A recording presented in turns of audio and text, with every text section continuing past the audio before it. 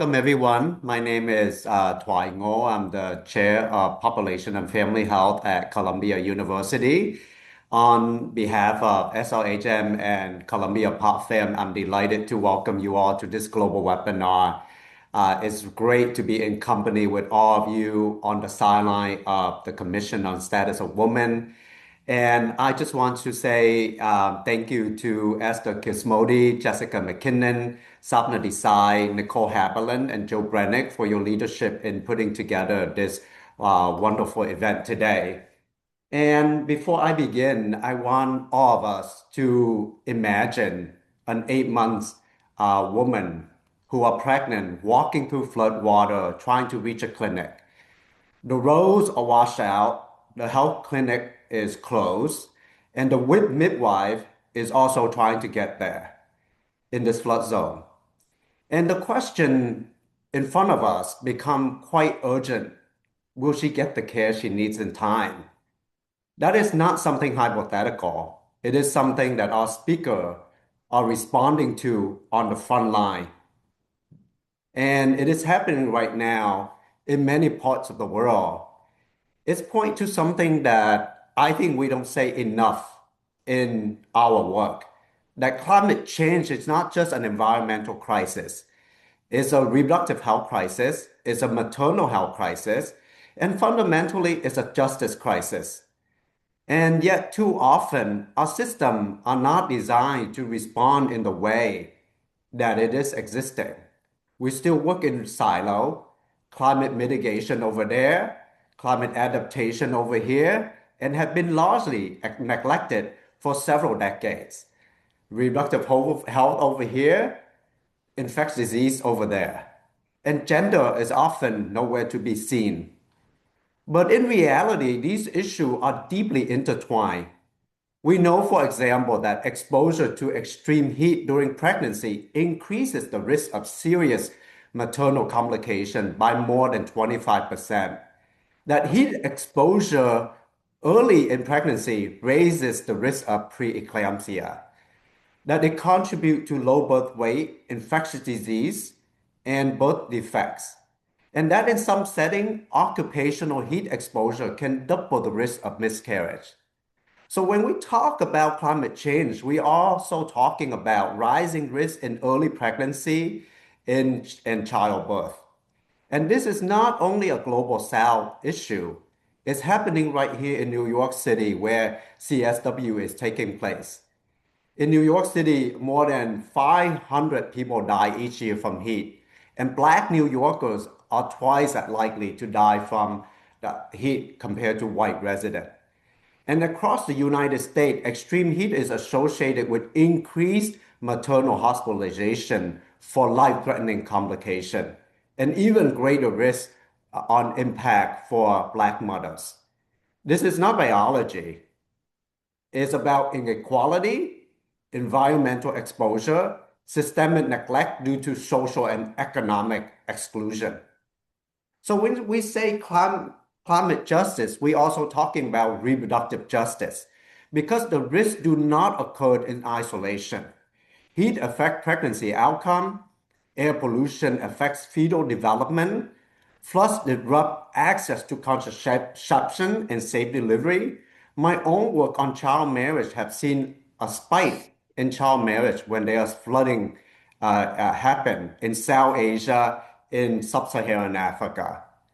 And environmental degradation, often driven by extractive industry or the concentration of harmful land use in Black, Brown, and Indigenous community, undermine both the ecosystem and community health and rights. And yet, despite all of this, gender remains largely invisible in climate policy and climate action. And climate remains too often peripheral outside of our work in sexual and reproductive health and rights. That is the gap that our panel are going to solve today. Because if crises are interconnected, our solution must be as well. And climate adaptation must include the continuity of sexual and reproductive health services, and environmental policy must be grounded in the rights and accountability. And women and girls so often at the front line, must be at the center of climate response, not at the margin.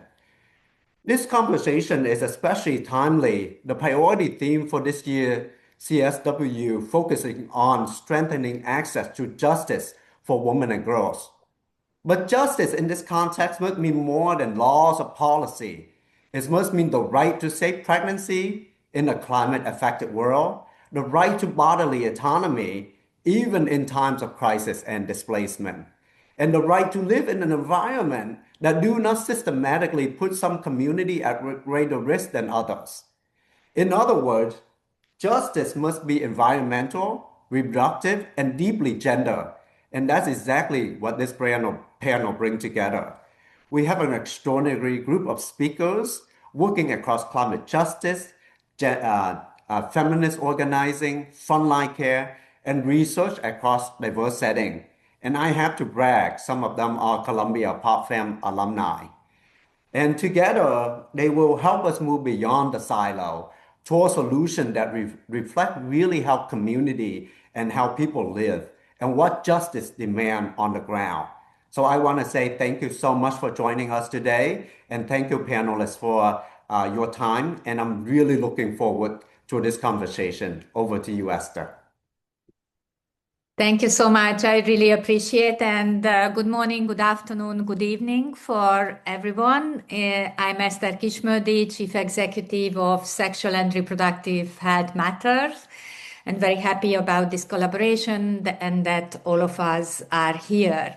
I would like to first welcome our panelists and really looking forward to this conversation. I will moderate the discussion that will be more in a conversational format. And thank you for all of you who are joining from all over the world.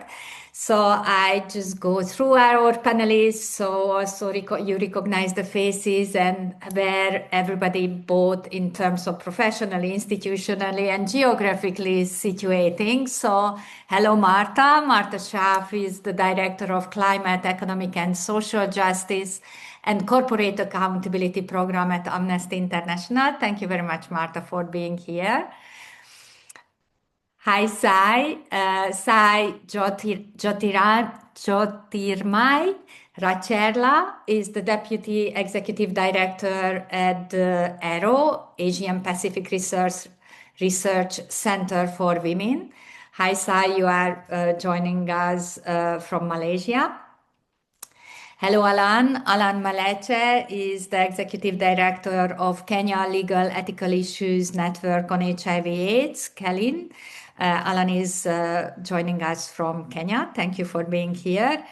Neha Mankani, who is a midwife, humanitarian engagement and climate advisor at International Confederation of Midwives, joining us from Pakistan. Thank you, Neha, for being here. And Alaya Khalifa, who is a postdoctoral research scientist, Heilbrunn Department of Population and Family Health, Columbia University Malman School of Public Health, and Marta and Alaya are joining us from New York, United States. So I'm inviting the panelists to start to engage about environmental justice. And as Twai pointed out, it's becoming central of political debates. The today conversation, we are bringing an intersectional lens and we are linking environmental justice with social, economic, and development justice and gender equality. As Twai pointed out, the CSW theme is access to justice. We are looking at access to justice not only from the perspective of access to justice in terms of access to remedies and judiciary and redress, but from a broader scope of justice, access to justice, what it means for reality and in life. We will talk about extractivism, community rights, climate justice, and also about research, that how research and evidence is shaping our action as it is connected to accountability. So, Marta, I am turning to you first, and just can you please start us up about how the topic of environmental justice is unfolding within a complex political environment, shrinking civic space, shifting global governance, growing influence of corporate actors and resource government. So can you please connect us to the political dynamics, accountability, and communities' ability to influence decision about land, health, and development? Over to you, Marta. Thanks, Esther. I actually had a few slides. Is it okay with you if I share them, or do you want me? That's okay. Jessica, can you share, please? I've got it. We agreed. Okay. Um,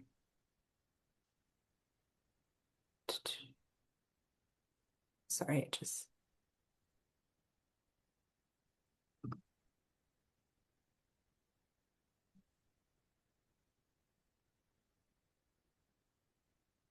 Um, And maybe just the full screen down there on the right bottom corner. No? Sorry, I'm having trouble getting the.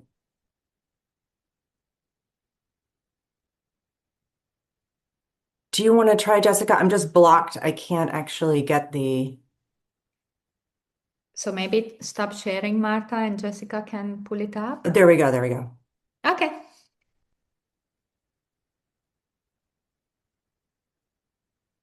Okay. Can you see it? I'm sorry about that. Yes. Okay, perfect. And I won't take too long. I know you wanted this to be conversational, Esther, and it's nice to see so many familiar names in the chat. Welcome, everyone, of colleagues and even a student. So thank you for having me. And I'm going to try to link concretely some of the concepts that Esther and Twy have brought up. With some examples, hoping that it lays the groundwork for some of what the subsequent panelists are going to discuss.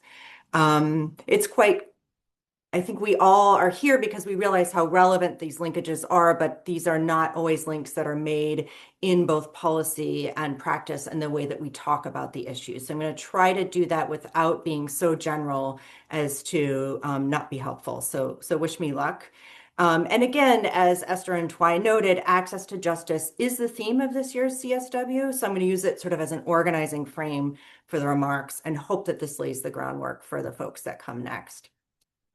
So as many of you likely know, the CSW adopted agreed conclusions last week.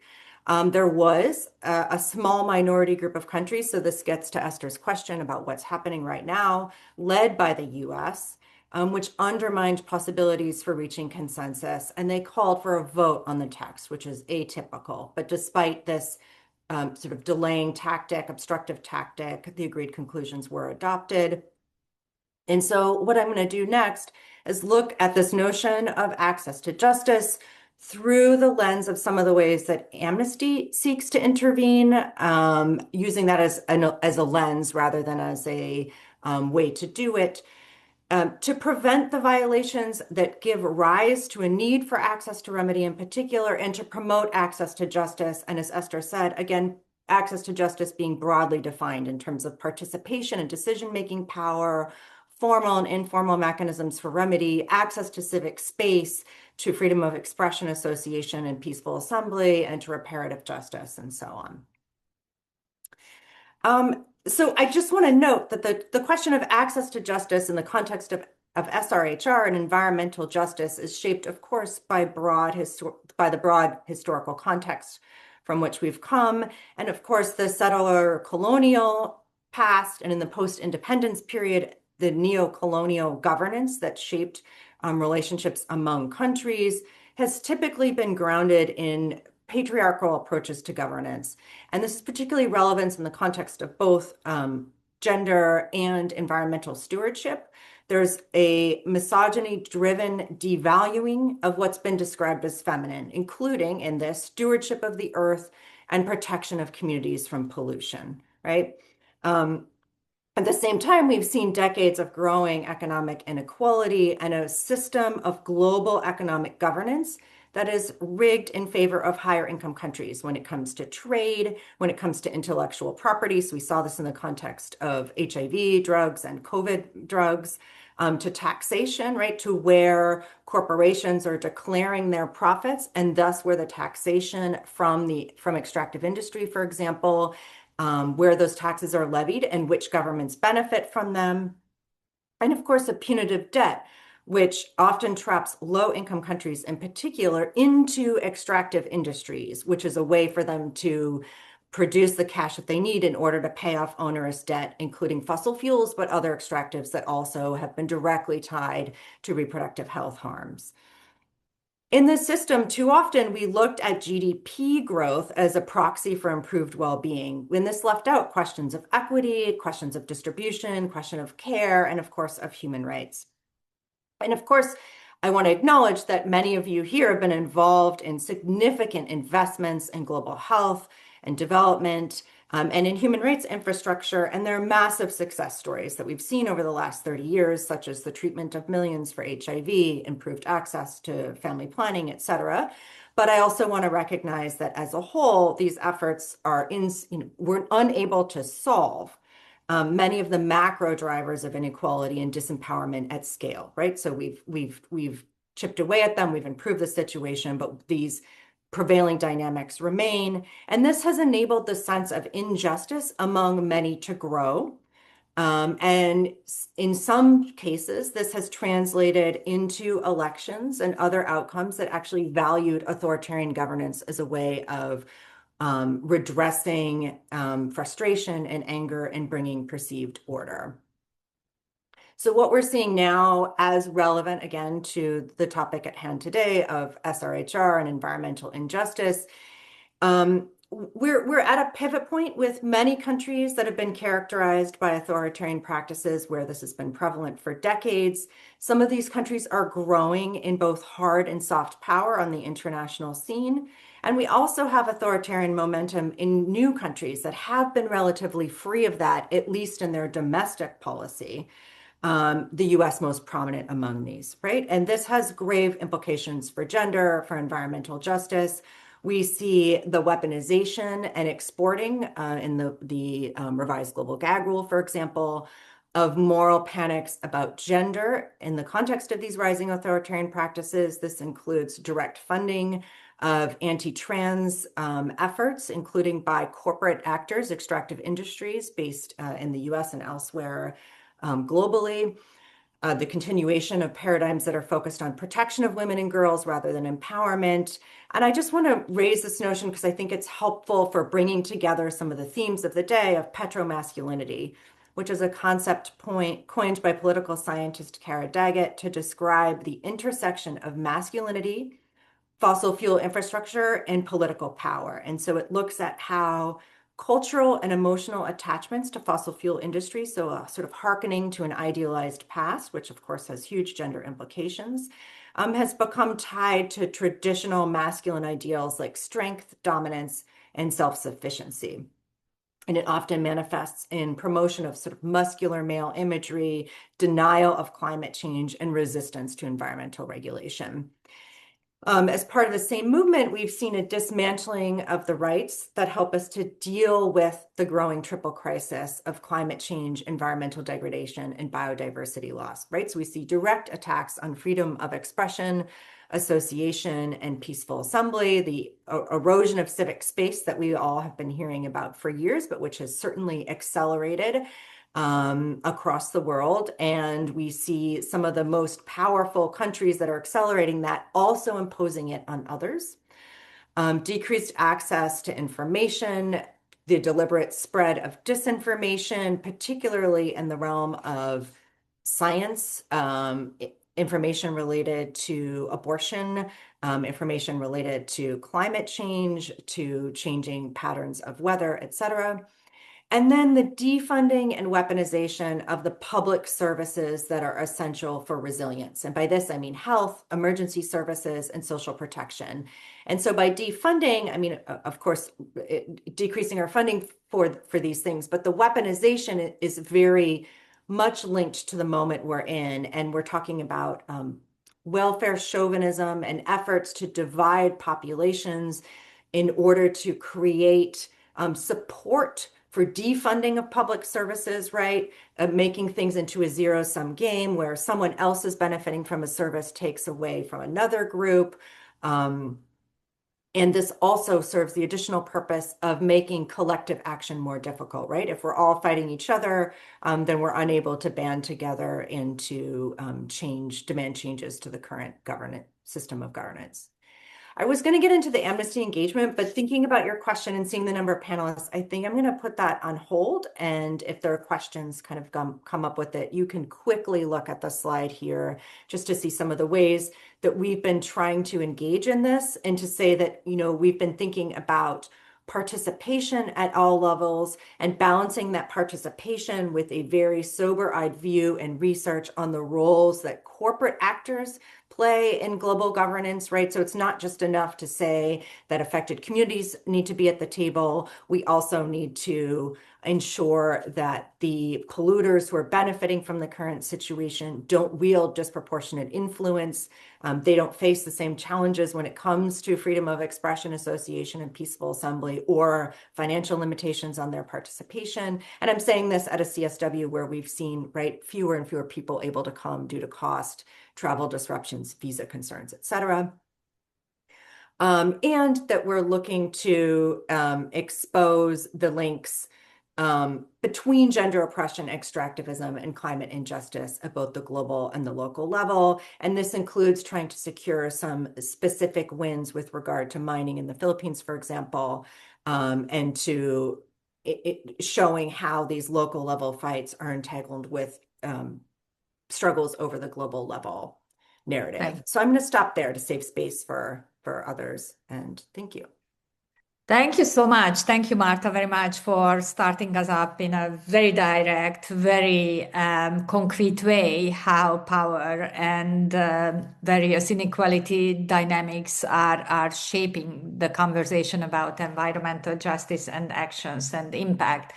So I'm moving to you, Sai, and I'm asking you if you could take the patriarchy, economic inequality, the geopolitical instability, structural factors conversation that Marta started us with, to more specific conversation about how all of this shape and bears the greatest consequences of environmental crisis, particularly in relation to health system and sexual and reproductive health and rights, and how the intersectionality perspectives that Arrow and your colleagues and partners are working on, especially in relation to climate change, is actually working out from the perspective where you do your work. Thank you very much, Sai.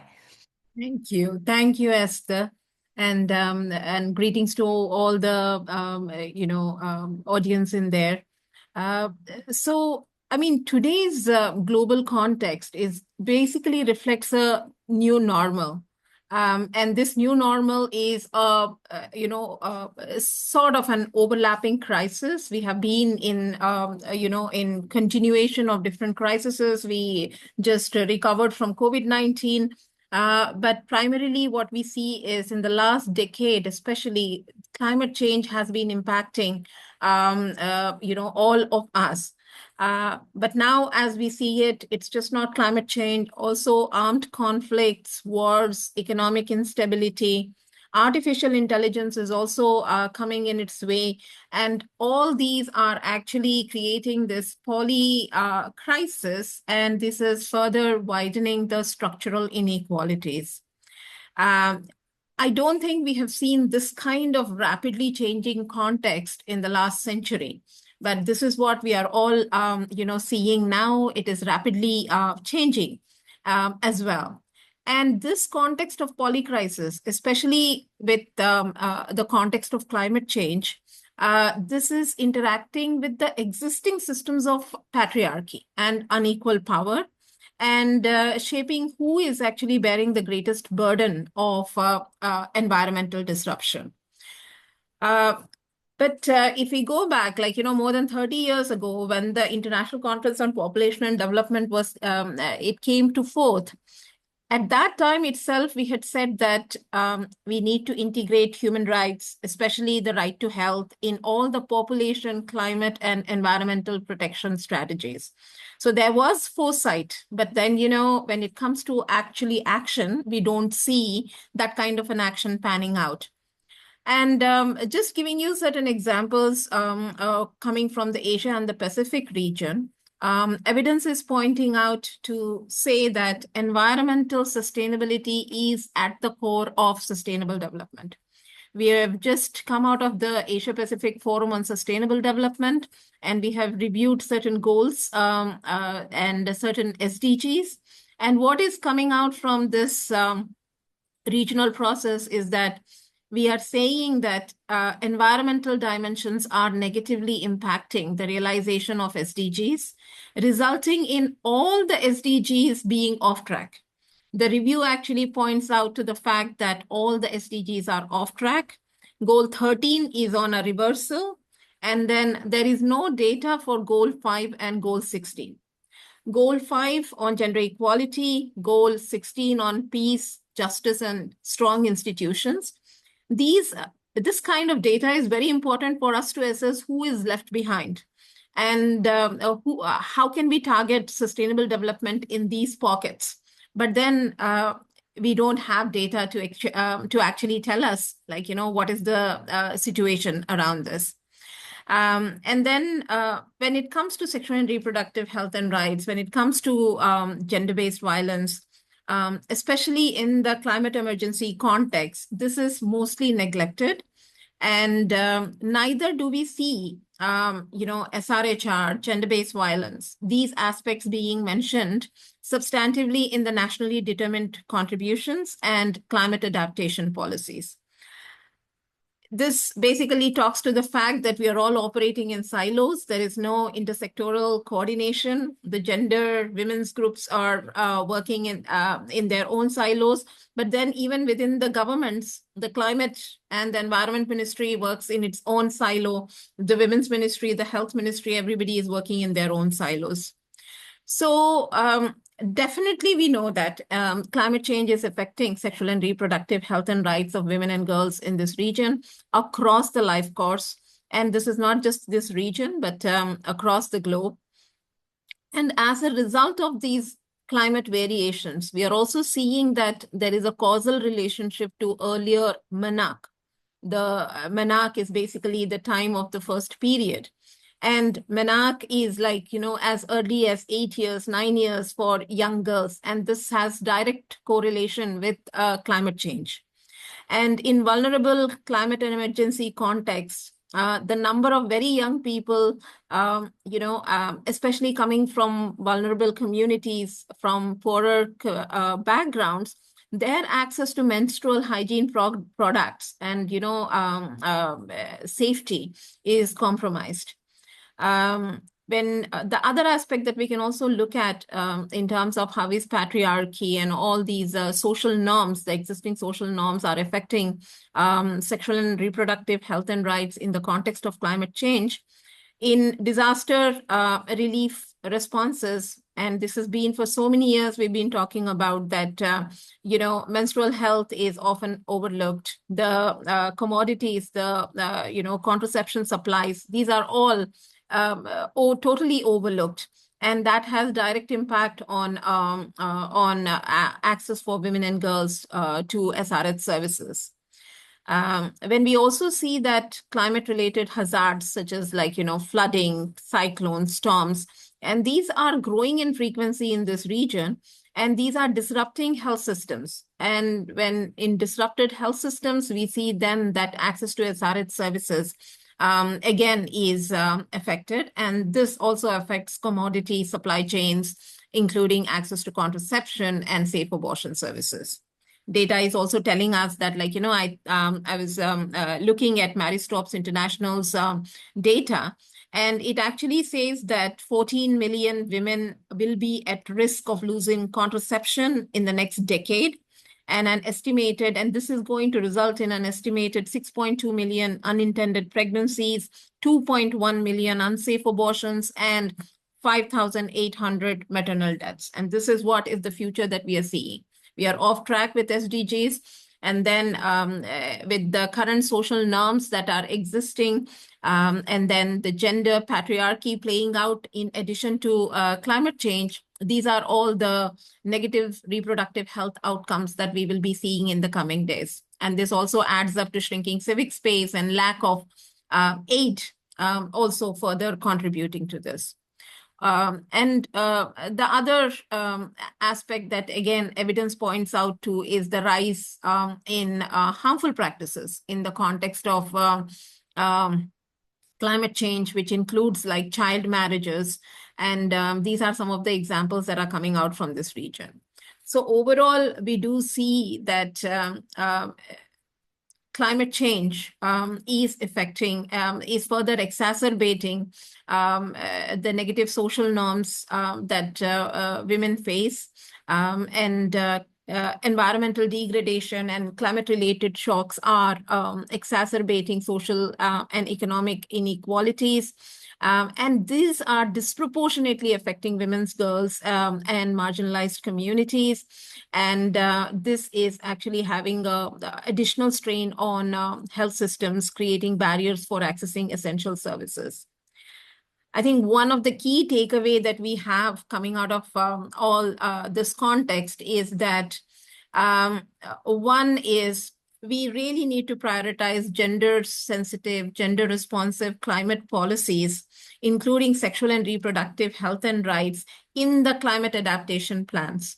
And in the first place, at the country level, the climate policies, the environmental policies need to take a gender perspective and start looking at health systems, the education systems, and then its impact on women and girls. I will stop here and we can move forward. Thank you, Esther. Thank you so much, Sai. And we are moving to Alan and moving towards the direction that both of you, Marta and Sai, raised around governance, politics, development, justice, and human rights.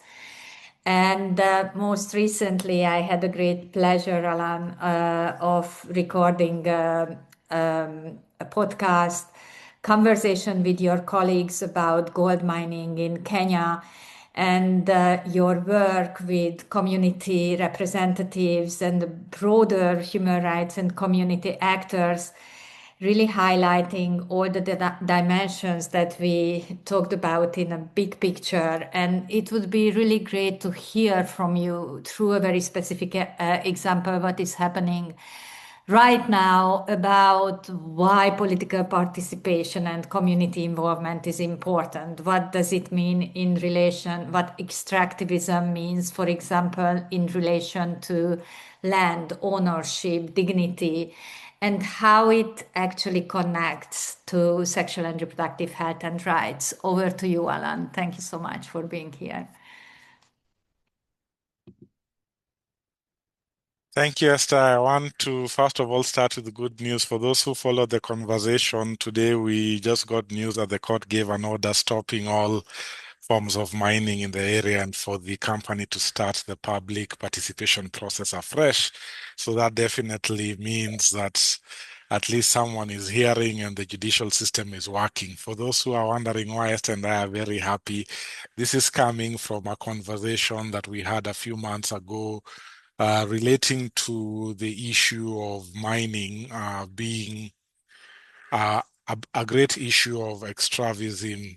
So we had an issue in an area called Kakamega in Kenya. And one of the clearest ways extravism intersects with sexual and reproductive health and rights is through, right now in Kenya, there's rapid expansion of artisanal gold mining in rural communities and also companies that want to do it in a large scale. So in counties like Kakamega, where I come from, and also in Migori, a neighboring county, mining activities have continued to intensify faster than how they can be regulated, the environmental safeguards, or even health system preparedness. So A key concern that communities and people who stay there have raised is that decisions about land use, licensing, and mining operations are often made without meaningful public participation or access to information. And this is partly what our podcast was able to highlight, that despite community members writing letters, pushing back, the lack of on the ground, the lack of participation is definitely shaping community realities in a negative way. We are seeing an influx of predominantly male migrant workers, the emergence of informal settlements around mining sites, and also increased economic pressure on households whose farmland or traditional livelihoods are disrupted because people are digging, water is polluted with the chemicals that are used to clean the gold, which contain also mercury.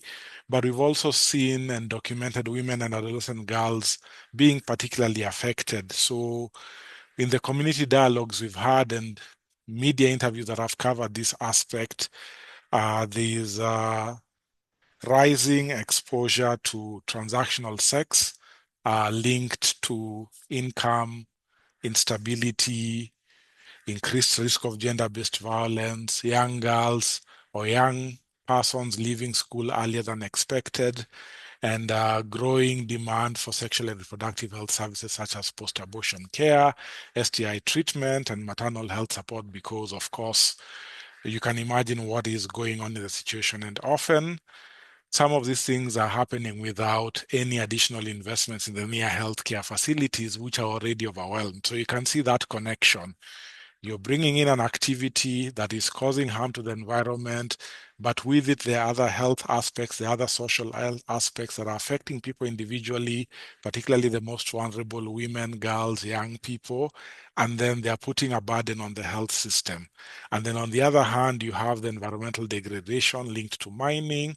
I've talked about the unsafe water disposal, water contamination, which then has a trickle effect on the food security, where a lot of people rely on arable farming, nutrition, and also just generally the overall household well-being. So we have seen clearly when communities are excluded from environmental decision-making processes, these risks are often identified too late and the harm has already occurred. So through our recent podcast and blog that I highly recommend you take a time to listen and read, documenting those community experiences around gold mining, communities consistently emphasize that when you're extracting stuff, it's not only about environmental impact, it's also about the power, the voice, and accountability, because people are asking how these development decisions that fundamentally reshape their health, their livelihoods, and social structures can take place without meaningful involvement. And governments are very blind to this because they are looking at the economical gain, they are looking at the strides that will make, and even in certain situations, some are looking at the corrupt deals they'll be able to make out of this process. So this points to a broader developmental justice question in terms of who benefits from resource extraction and who bears the social and health costs. And we all know it's the community and the people, the inhabitants, who will bear the largest negative effects of the social and health costs. So let me conclude by saying that strengthening environmental governance requires not only better regulation, but having very clear enforceable frameworks for public participation. And that's why I welcome the High Court decision from Kakamega, putting a pause to the process and asking the mining company to start the process afresh in terms of gaining community consent. Access to justice remains a key pillar, because where do you run to as a community member whose voice is not being listened to by the government? We only have the alternative of going before courts and other judicial bodies to be able to address this. And then we need to find a way of integrating health and gender considerations into mining and development policies. And only then can resource extraction align with sustainable development and the protection of sexual and reproductive health and rights. So, Esther, I hope that brings into perspective what we are continuing to experience and what we continue to see. And I'm hoping that this if it's happening in other parts of the world, in other parts of Africa, that colleagues will be able to see how they join forces between different groups, HIV groups, TB groups, land groups, folks working on forestry, folks working with the media, to be able to have joint interventions to push back against governments that are not listening to their citizens, or private companies that are being oppressive to the rights of communities, as we have tried to do so in the case of Kakamega. Back to you, Esther.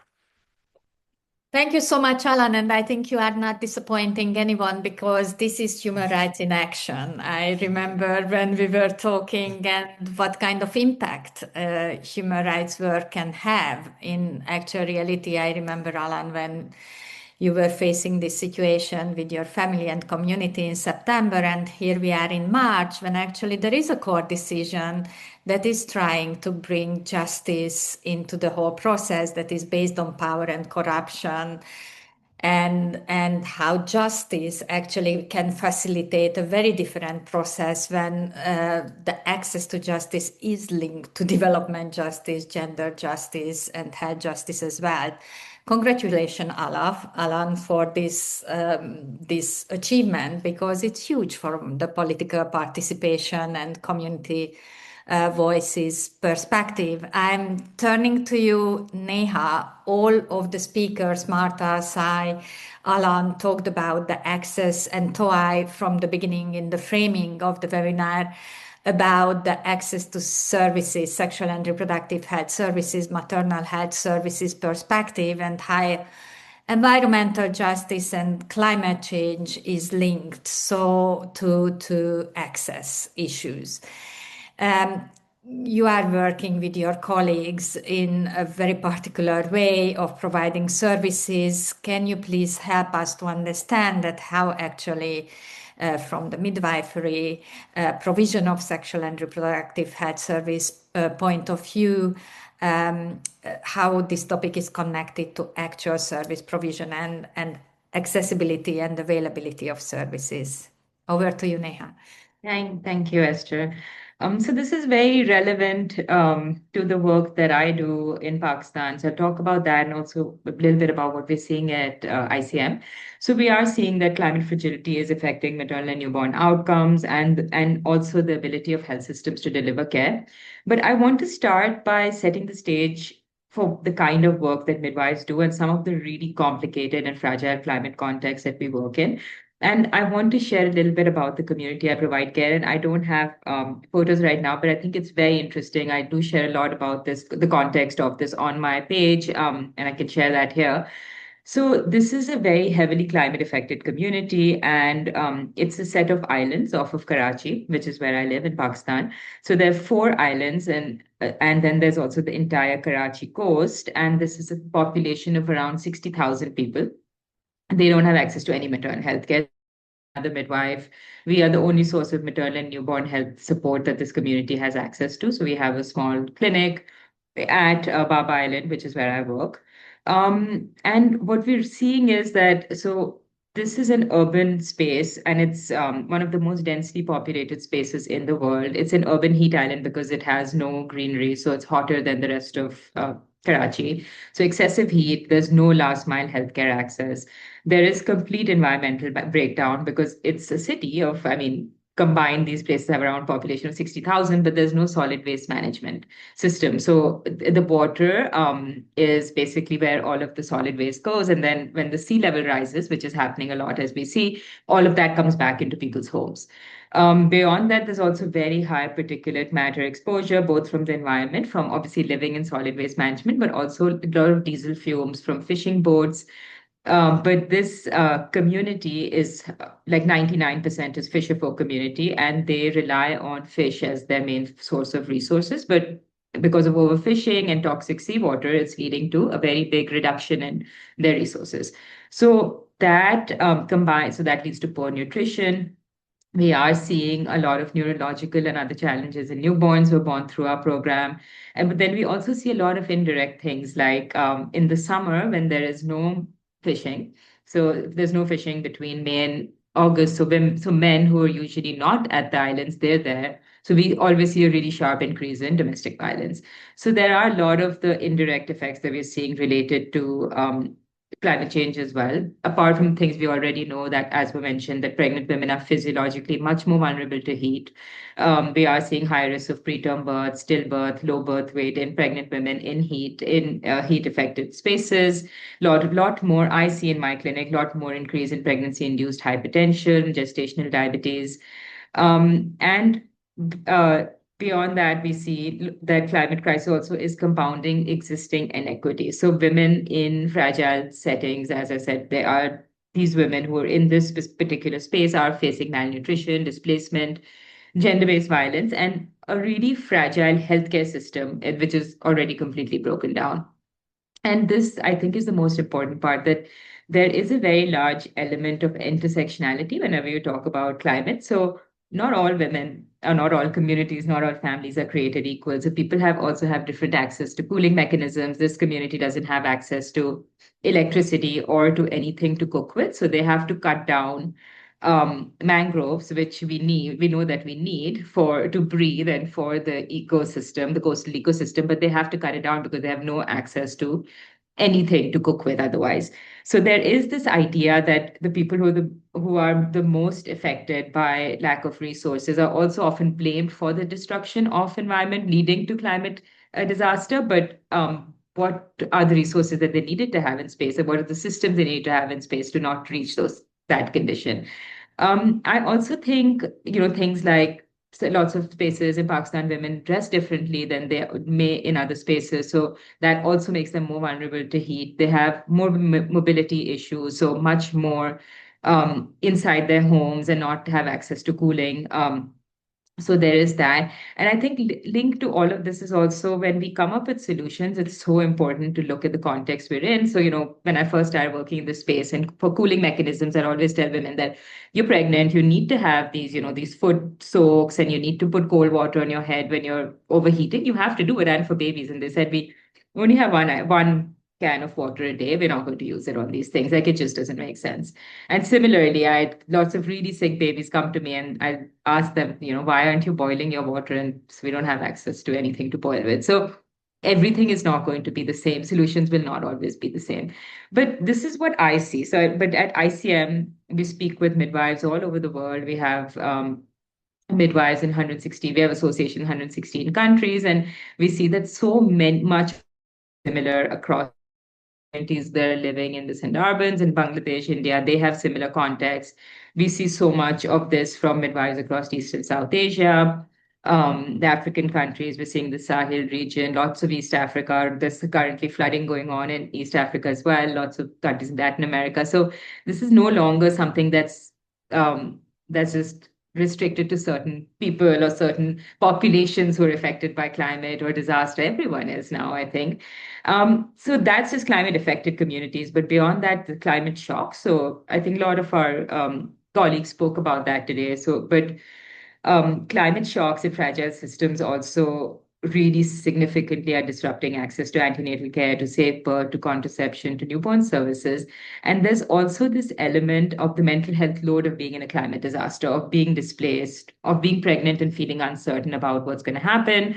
And also, what is all of that cortisol that's going through your body when you're in these kind of situations? What is that doing to your baby? What is that doing to your pregnancy and to your reproductive health system?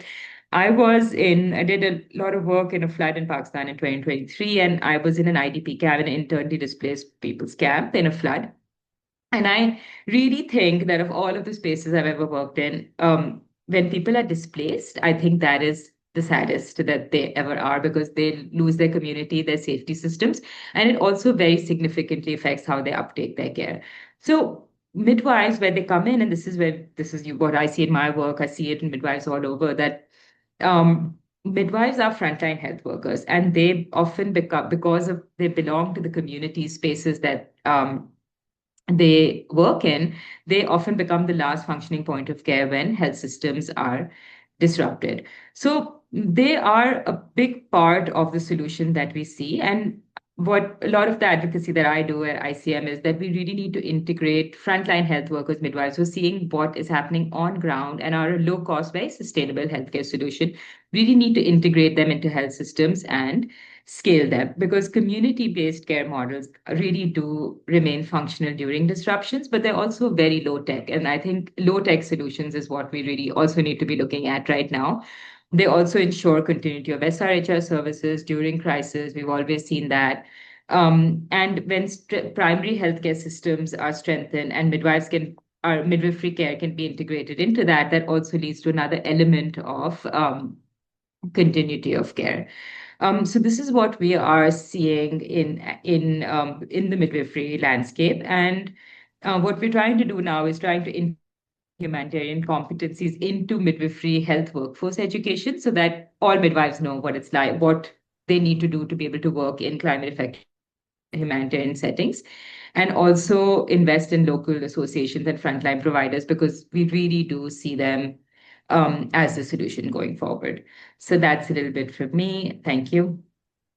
Thank you very much, Neha. It's really fantastic to listen to you. And I try to share the couple of links from you that also contains some photos illustrating your work. But would you be so kind to share it with the audience, those that you refer to? And really congratulations for the amazing work that you are doing. And thank you very much for sharing your experience. And I think from here we are directly leading to Alea as well, that how this documentation, hearing Neha, you are actually doing the work, helping women and children and people on the ground, but you are also sharing your experiences to learn from the experiences. And Alea, we are moving to you that why the documentation of experiences, why research, why evidence is very important, why does it matter, but not only, how do we need to challenge the type of research what we are doing? And Marta, I could see that you were corresponding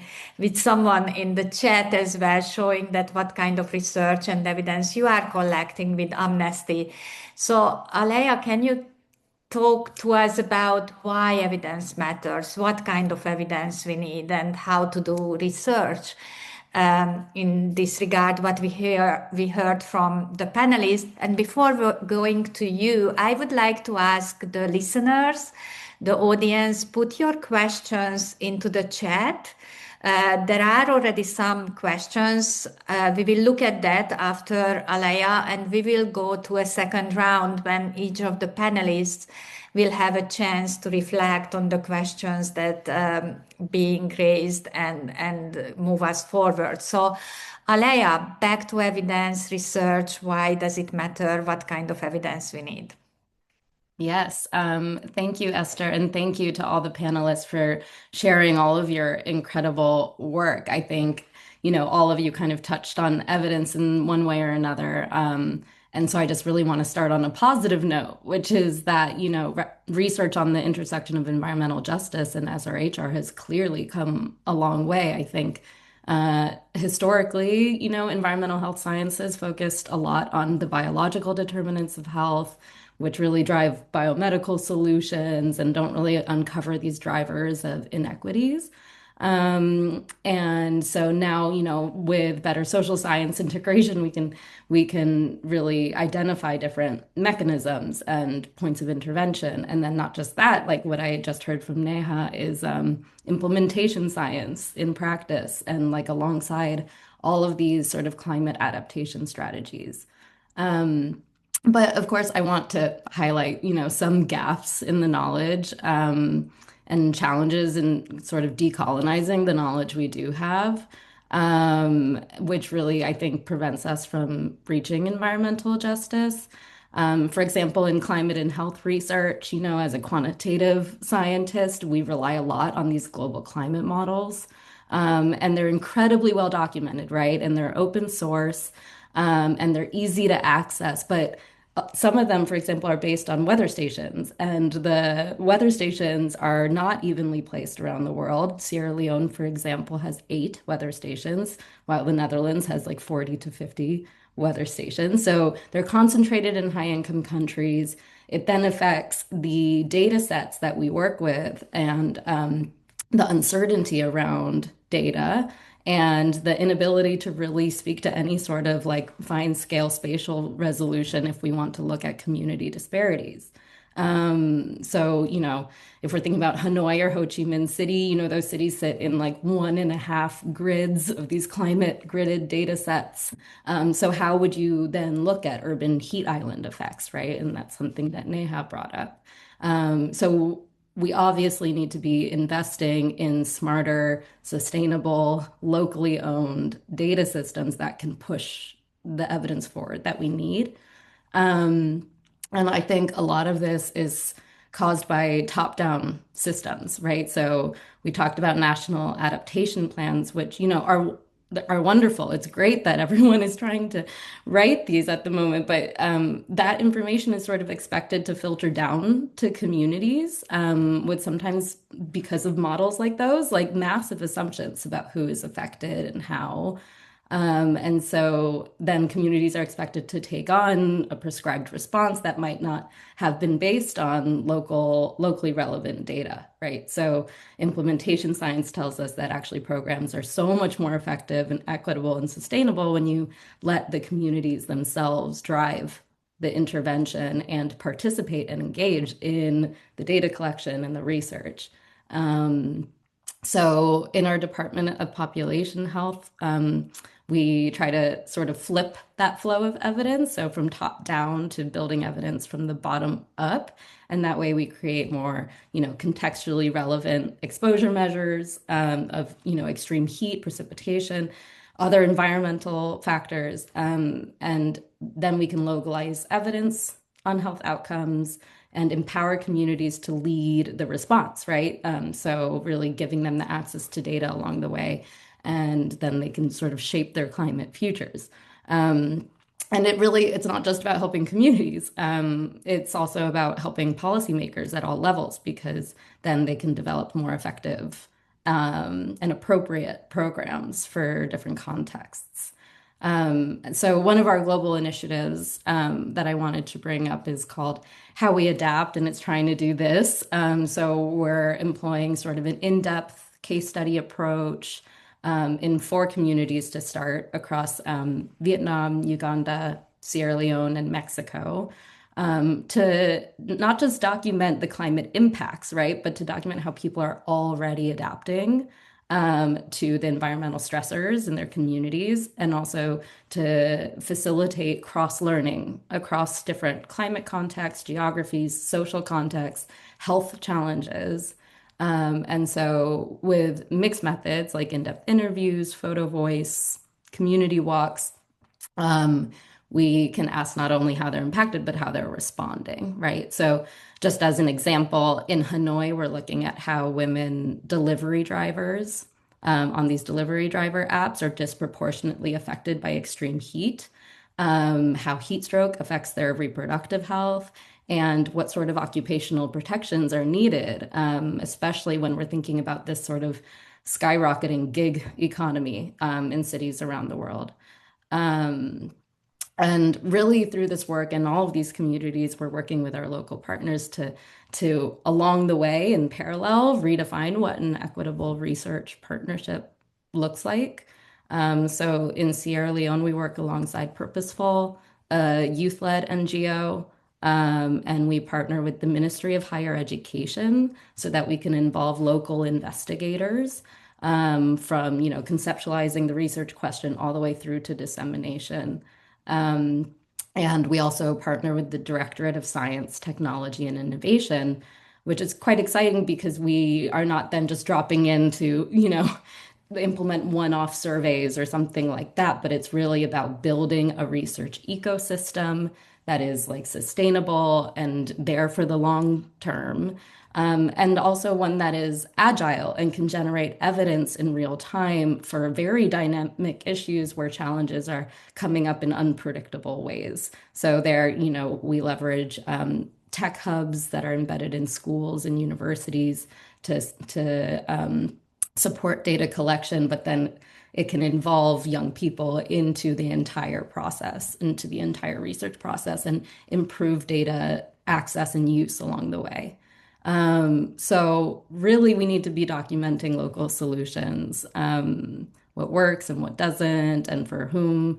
But the real beauty, we think, of this approach is that you are not just, doing research for justice, which is important, but achieving justice like within research itself, which is not just an ethical standpoint. As scientists, we believe that that's actually creates better evidence, right? It makes evidence reliable and relevant and representative so that we can really help support climate action and environmental justice.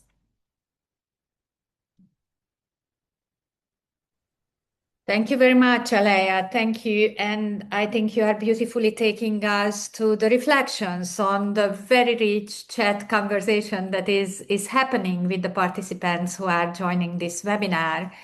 My overall question, second round of question, and everybody would have about 2-3 minutes to respond, that please pick and choose also to respond to the questions in the chat. But our overall reflection in the second round would be about what is coming and what should come in terms of looking ahead and from the collective accountability action perspective across governments and corporations and international agencies, and just looking through the questions and the conversation that comes from the participants.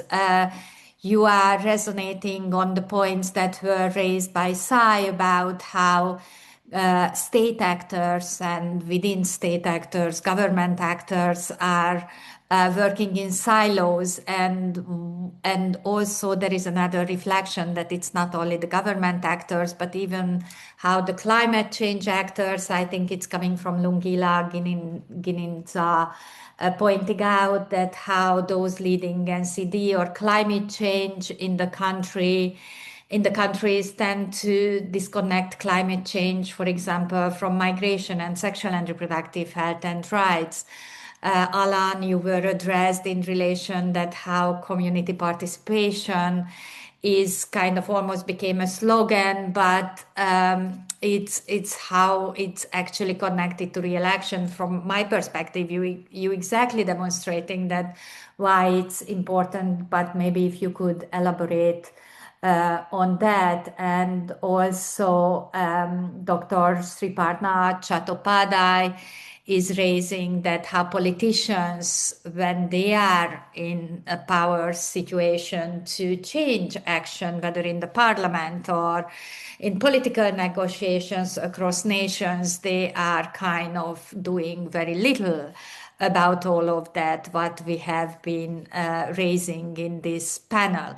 So please feel free to browse through the chat. So I'm going back to the panel, and the panelists, please pick those aspects that are resonating with you most. Marta, you had a very interesting conversation about your example of taxation, how it links back to the economic justice perspectives, to the environmental, climate justice, and sexual and reproductive health and rights and global health more. So I'm turning to you first, Marta, about 2-3 minutes reflections. Thanks, Esther. Thank you. I really enjoyed hearing from all the panelists. It made me feel right at home to be back in a public health space. So thanks. I appreciated that. I think so to respond to the question there's a question about evidence to policy and political will. And I think, we all know political will, lack of political will is a conclusion we see in so many papers and reports for years. And yet we have seen enormous changes in political will. We all work in SRHR.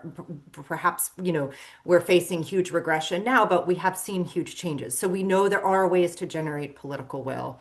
And for me, or for us, I think part of what we look at is people power as part of that. And doubling down on more old school ways of organizing people and raising issues, not only in technocratic settings and in policy settings, but also in political settings. And what I mean by that is not just electoral politics, but looking at human rights education, looking at some of what you've been describing, Neha, right? Working with communities to set the agenda and to then build power over issues that communities identify over time. And of course, this is a huge undertaking. And I think another way that we're looking at this is while there have been unprecedented attacks on the multilateral system, just as we don't, when people march in the streets and we say, whose streets, our streets, we're trying to do the same thing with the multilateral system, right? We're not going to give up on it. And that includes litigation. It includes the International Court of Justice and their historic advisory opinion, as well as the Inter-American Court and a forthcoming one from the African Court on state obligations with regard to climate change. And trying to link that very explicitly to some of the building people power at the very local level. And the science that you were describing, Aaliyah, has been instrumental in that accountability within the court system. So I think I would say multiple levels, don't forget old-fashioned people power, and not giving up on the multilateral system.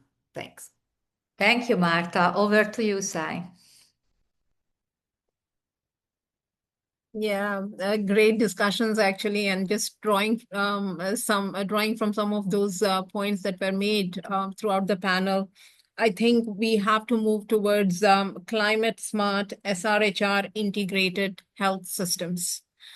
And there is some guidance on this coming from WHO operational framework. I think there is this operational framework from WHO that talks about climate resilient and low carbon health systems. So, maybe we governments and all of us have to start looking at these guidances in order to craft the new normal health systems, which are, climate resilient. That's one. The second is financing. I think we need money to be resourced by the government's domestic resource mobilization, but also the international aid as well has to be mobilized towards strengthening health systems, especially in the global majority countries. The point that Alaya made in terms of research and technology. And in an ever-changing world, especially with AI coming in, I think we have to harness it ethically for the betterment of, climate smart health systems. That's the third. And finally, I would say that, again, we are in an interconnected world. Climate change doesn't happen in a province, in a state. It happens across the globe.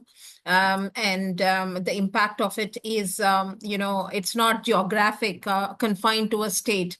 And that's where multilateralism needs to thrive and international law needs to thrive too. So I would stop at that. Thank you very much, Sai. If you want to come back on any of the points that, for example, Henry Salas is raising, that how organizations who are leading work on justice and climate change and environmental justice, how they are working with people with disabilities, LGBTI organizations, and other activists and networks whose needs are often neglected. Maybe Alan, you can address it as well. There were many questions raised to you, Alan, specifically in relation to how political participation, how community participation matters, but also specifically that what the government is actually doing. What can you expect from a government like Kenya in this situation? So please, Alan, reflect how it shapes in your mind in response to the questions and to the overall question. Over to you, Alan. Thanks, Esther. I've tried to respond to some of the questions in the chat, but I think I'll begin with a bigger picture by saying, I think for me, the big issue going forward is coordination, because even from a governmental perspective, governments still deal with environment, health, gender, and development in separate silos or different ministries. And so there has to be a push to try and get governments to see things from a holistic perspective. I know it's not something new we are saying. We've said it in the HIV response, we've said it in the SRHR response, we've said it in the women's rights response, that they need to take a rights-based approach or look at things holistically is something that most governments are not doing that. And also, on the one hand, corporations, especially those that want to do large-scale mining, that are regulated in one space, while communities are engaging in a different space. And so sometimes even civil society is sometimes pushing important agendas, but not always together. And I think for one thing we did deliberately in the Kakamega case is that we tried to figure out who's working on land issues, who's working on TB issues because it involves mining, who's working on water issues, who's working on media issues, and how do we raise these issues to them, who's working on issues of access to justice or governance, and how do we raise these issues to them and get them to persuade them to see that this is an area that they need to be involved in. So for me, I think what needs to change is more joined up accountability, stronger participation rights for communities, because you have to do this on your own initiative. I know there are funding challenges, but I think where you have the ability to be deliberate, to look for the groups, whether they're LGBTIQ groups, whether they are persons with disability, and being very deliberate to involve them in the conversations and seeing how these things affect them, or letting them know how they affect them and why they need to come on board may be one way to go. I think we also need to have very clear obligations for companies and coalitions that cut across sectors. Otherwise, I feel we will keep diagnosing a problem without shifting implementation. And then very quickly to respond to a question about the issue of water in Kenya. Yes, I'm aware about it. Kelin doesn't work on it, but it comes out clearly in many drought-affected areas. And the way it plays out for women and girls is that they're the ones who have to walk farthest to find water. Of course, that affects their safety, that affects their time for school or work, and sometimes their access to healthcare services, especially if they need to take life-saving medicines like ARV. We also see displacement or movement of households during prolonged drought. And even right now with floods that we are facing, we are seeing how this is causing deaths and disrupting continuity of maternal care or access to even healthcare services. So both the national and county government are trying to have investments in infrastructure, but most of it is normally donor-driven, but there are more gaps, especially within the marginalized community. So participation in water governance and local planning still also remains important. So let me stop there so that I don't take too much time, but I'll be happy to answer the questions on email or offline or in any other way we connect with the panelists and the people listening to the webinar. Back to you, Esther. Thank you very much, Alan. So turning to you, Neha, how do you think that this whole accountability question, the politics, but also in terms, there are questions about how actually, a lot of questions, evidence can also influence actual service delivery and action when it comes to people, when it comes to women and girls. There was a question about how actually climate change affects or influences abortion. So Neha, back to you, that how do you navigate from your perspective through these questions and the question of accountability? Thank you, Esther. So I think a lot of what I'm thinking has been mentioned. So I would agree with all of my colleagues on what they're saying, but a big part of it is just this breaking down of these silos, right? So this is a big part of our existence now, and it has to become, like, if you specifically speak about maternal health, it has to become a part of the maternal health strategy, not climate separately. Like the climate space is, right now, is just very separate from everything, and I think that integration needs to come in. And even, in that way, also in like data systems, like if you think about something as simple as like health data systems or EMR in places which are climate affected, and how the data that I'm seeing on ground, suppose we take the example of my clinic, should not just be about my maternal health outcomes, but if I have data on what is happening with climate at that space and time, then there's some real interesting linkages that I can actually find, right? So what are the trends that I'm seeing in different temperatures at different spaces? So making those links, because they there's just so much of a story to be told there. And the other thing is linked to what Julia was asking as well, which is that as a midwife, I think there's a very big role of knowledge equity, because we assume that everyone knows these things that we know, but not everyone knows all of the new evidence, especially because it's so new. So every few months, every few weeks, we'd say something new come out about what the connections are between climate change and our area of interest. But bringing that information down to healthcare providers, to the community, to people who are affected by it, and that filling that knowledge equity gap is very important. And I think the issue is that maybe if the knowledge is getting to the right spaces, then people will act on it differently, right? So maybe midwives, like if I tell midwives, maybe they will act on it differently. Maybe women, if they know, will act on it differently. If we assume that everyone will take accountability, but at least someone who can be held accountable will know if that knowledge equity exists. And the last thing is about just capturing, the lived experiences, as I mentioned, of people. There's a lot of interesting indigenous knowledge that exists in this space as well. Communities know what's happening, they know what they have been seeing, these trends, and there's a lot to be learned from that. Thank you. Thank you very much, Neha. And Alea, if you could reflect on the many questions that are in the chat about how research and researchers and how actually evidence strategically and effectively influence policies and actions from the research evidence point of view. Yes, thank you. I see a few different questions on this, and it speaks to how challenging it is, right? Or how maybe as researchers we're not trained in communication, and how we need to work harder to disseminate the research findings in a way that's accessible. And but it also goes back to the way we do research itself, I think. So maybe three different strategies I can think of to make our research actually affect policy is one, to do engaged research, like I was talking about. So involving participants and stakeholders, even the unlikely ones and ones from other sectors, from the beginning of the research question. So the delivery app and motorbike drivers example I was talking about in Hanoi, we actually talked to the delivery app company, right? And asked them, how many women drivers do you have? And, and if they're participating in that research process from the beginning, then whatever dissemination you have at the end, you have a more likely uptake to actually, make a change in the health outcomes or health service access for that population.